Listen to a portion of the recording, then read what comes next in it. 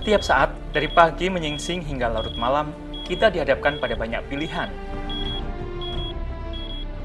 Ada pilihan yang relatif mudah dan cepat ditentukan. Namun ada pula pilihan yang susah diputuskan dan membutuhkan waktu yang lama. Bahkan memerlukan rapat atau pihak-pihak lain untuk mengambil keputusan.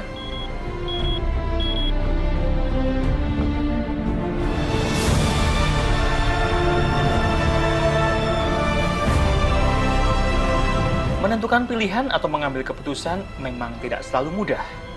Untuk itu diperlukan kehadiran orang-orang arif bijaksana, kehadiran seorang pemimpin atau berjiwa memimpin.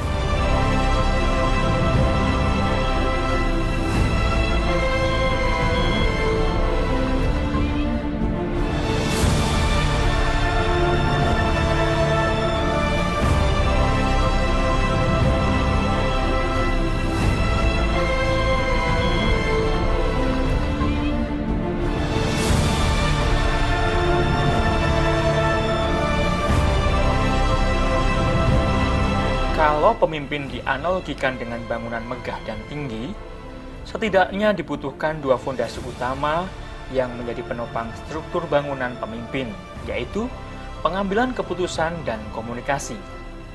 Sejatinya, tidak ada pemimpin hebat yang tidak tangkas memutuskan dan tidak luas berkomunikasi. Sebaliknya, seseorang yang tangkas memutuskan dan luas berkomunikasi akan punya peluang lebih besar untuk menjadi pemimpin yang baik.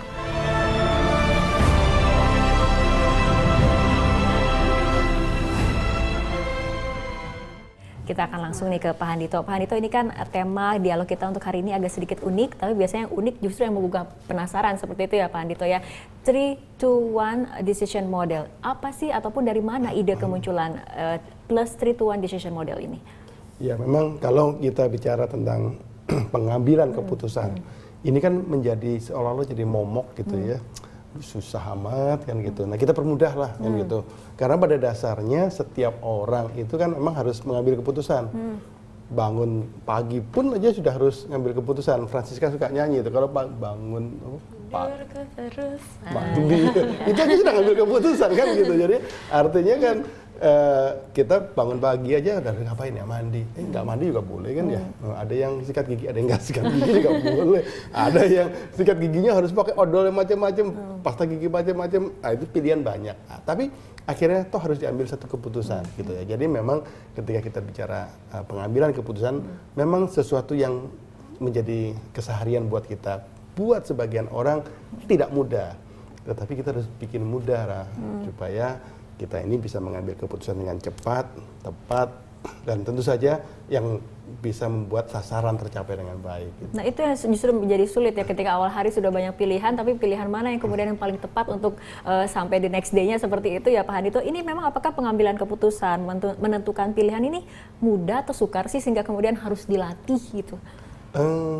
Saya katakan tadi buat sebagian orang tidak mudah, tapi buat orang yang lain, sebagian yang lain, ambil keputusan aja kok susah-susah amat kan gitu. Jadi sesungguhnya memang kalau tadi pertanyaannya perlu nggak dilatih, memang pada sebagian orang perlu dilatih memang. Nah, kita perlu berlatih untuk membuat keputusan yang tepat, yang cepat, yang tentu saja yang nanti akhirnya membuat sasarannya tercapai dengan baik. Nah, hal ini memang sesuatu yang harusnya kita ini ya pakai gitu. Ya, contoh lah kalau sehari-hari di bisnis, tadi di ilustrasi dikatakan bahwa kalau di bisnis kita mau bertumbuh tentu saja perusahaan kita, kan pilihannya banyak gitu. Kita bisa memilih banyak, dan seringkali kalau dalam pengalaman saya sendiri sebagai konsultan strategi bisnis pemasaran gitu, menemani klien-klien, Pak gimana harus ngapain? Sesungguhnya yang bersangkutan bisa ngambil keputusan sendiri kan gitu, tetapi pilihannya harus apa ini? Nah, ketika bicara pilihan, kan kita bisa melakukan survei, riset dan sebagainya banyak sekali. Tetapi kadang-kadang saking banyak yang pilihan, malah kemudian tidak mengambil keputusan kan gitu. Kelamaan ambil keputusan, momennya udah hilang kan gitu. Atau bisa jadi juga kalau sehari-hari mau bangun rumah saja kan gitu ya. Rumah saya ini mau berapa lantai ya? 1, 2, 3, 4, 5, 10, 2. Itu juga kan harus diambil keputusan. Kalau tidak diambil keputusan, kontraktornya bingung nanti. Pak mau bikin rumahnya gimana? Bikin rumah yang ya terserah Bapak. Oh, nanti baru 2 lantai dibongkar lagi kan gitu. Matang berarti. Iya, betul. Kalau misalkan jadi kita punya ada 2 pilihan yang baik, bagaimana menentukan keputusan yang terbaik seperti ini nih? Itu bagaimana caranya? Ya memang ini kalau kita bicara ambil contoh pembangunan rumah tadi lah ya. Kan hari-hari terakhir ini Pemda Jakarta misalkan mengeluarkan peraturan bahwa kita boleh membangun bangunan dengan lantai yang lebih tinggi gitu ya. Koefisien dasarnya dibikin supaya memberi kesempatan kita membangun lebih tinggi. Sebenarnya pilihan kan banyak nih. Jadi kalau tadinya untuk satu petak tanah dimungkinkan untuk membangun katakan 20 lantai, sekarang bisa jadi 30 lantai misalkan seperti itu. Nah tentu saja hal-hal seperti ini membuat kita harus mempermudah cara pengambilan keputusan. Boleh sih membangun banyak, tapi mestinya berapa, gimana? Nah saya menggunakan inspirasi plus 3-to-1 decision model tadi kan gitu. Artinya kalau kita mau mengambil keputusan yang satu tadi, mulai dulu dengan yang plus 3-nya tadi kan gitu. Plus 3 itu artinya tadi kita kembangkan opsinya yang banyak kan gitu. Tentu saja dari opsi yang banyak nanti dipilih 2 yang paling baik. Dari 2 paling baik kemudian dipilih jadi 1 gitu kira-kira. Oke. Ini yang untuk melatih ketangkasan pengambilan keputusan ini hanya untuk pemimpin saja atau siapa sih Pak Handito?